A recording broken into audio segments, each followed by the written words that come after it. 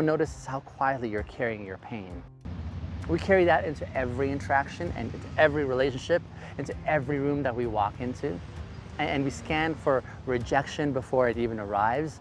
We hold back the truth of what we want, and we overfunction just so that we can feel like we're allowed to stay.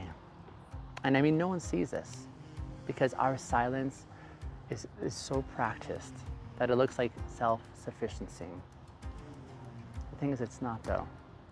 This is actually just resignation. No one notices how quietly you're carrying your pain, but your body does, and your nervous system does. Your soul notices.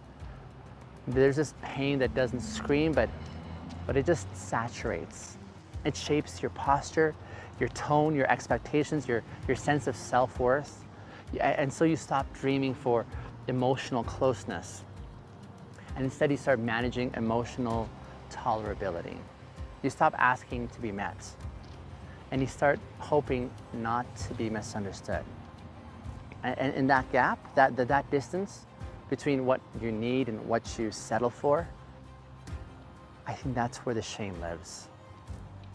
It's not loud, it's not public, but deep in your chest, there it sits like this weighted silence. And you start to think, maybe I don't deserve that kind of care. Maybe what I need is maybe it's just too much. Maybe I should just stop asking. And eventually you do. You stop asking, and that silence gets mistaken for maturity. And people call you strong and resilient and independent. But what you actually are is you're really grieving. There's a silence, there's a loneliness that doesn't come from being alone necessarily, as much as it comes from always being the one who doesn't ask. The one who listens but isn't heard. The one who supports but is never supported. The one who shows up even when no one knows how to show up for you.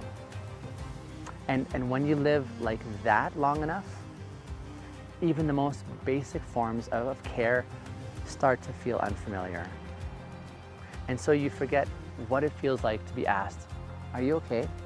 without immediately feeling guilty for needing to answer honestly.